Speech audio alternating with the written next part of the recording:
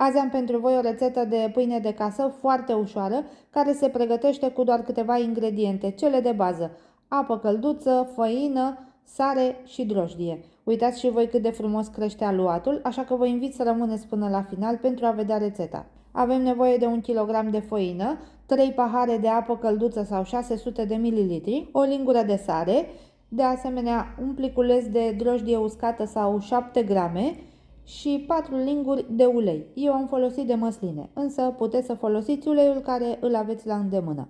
La această rețetă puteți să folosiți făina tip 650 sau puteți amesteca făină integrală cu făina albă superioară.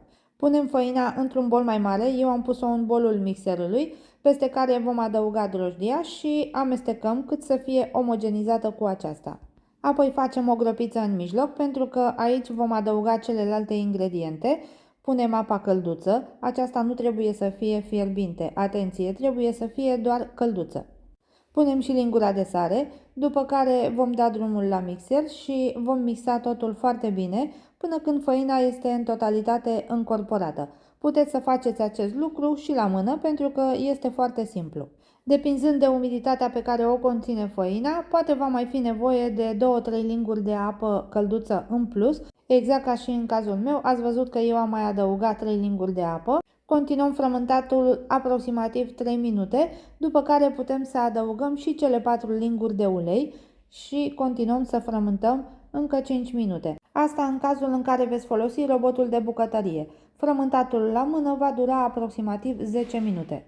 Apoi presărăm puțină făină pe blatul de lucru sau pe masa din bucătărie și vom scoate aluatul din bol. Acesta este ușor lipicios, dar nu este niciun fel de problemă, pentru că el trebuie să fie așa, este un aluat mai hidratat. La nevoie mai presărăm puțină făină pe deasupra pentru a-l putea forma într-o bilă.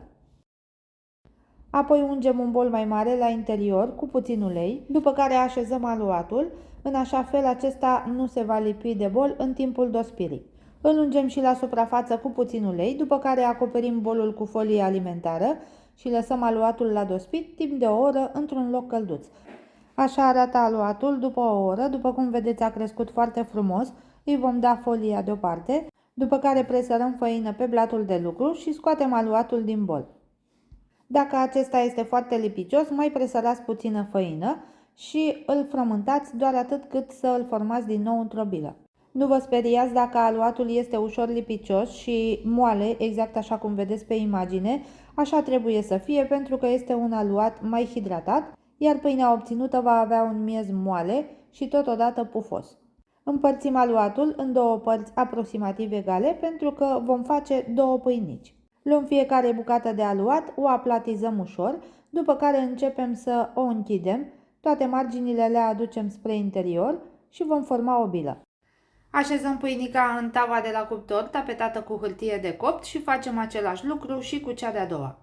Punem un praf de făină pe deasupra pâinicilor, după care le acoperim cu o folie alimentară și cu un prosop curat de bucătărie și le mai lăsăm la dospit încă 30 de minute. După jumătate de oră descoperim tava și la fiecare pâine vom face câteva crestături. Cu ajutorul unui cuțit foarte bine ascuțit, facem prima dată o crestătură pe mijlocul fiecărei pâini, iar apoi din cele două părți facem încă 3 crestături, exact așa cum vedeți și pe imagine. Punem pâinea la cuptorul preîncălzit la 190 de grade căldură de sus și de jos pentru 45-50 de minute sau până când se vede rumenă. După ce am scos-o de la cuptor, o așezăm pe un grătar și o lăsăm să se răcească înainte de a o tăia. Este crocantă la exterior și pufoasă la interior. Încercați-o și voi, pentru că cu siguranță vă va încânta. După cum ați văzut, rețeta este una foarte ușoară. Vă aștept să-mi spuneți și în comentarii cum vi s-a părut această pâinică, iar dacă v-a plăcut, nu uitați să o distribuiți și cu prietenii voștri, pentru că întotdeauna cuiva îi poate fi de folos. Eu vă mulțumesc pentru vizionare și vă aștept și la videoclipul următor. Numai bine tuturor!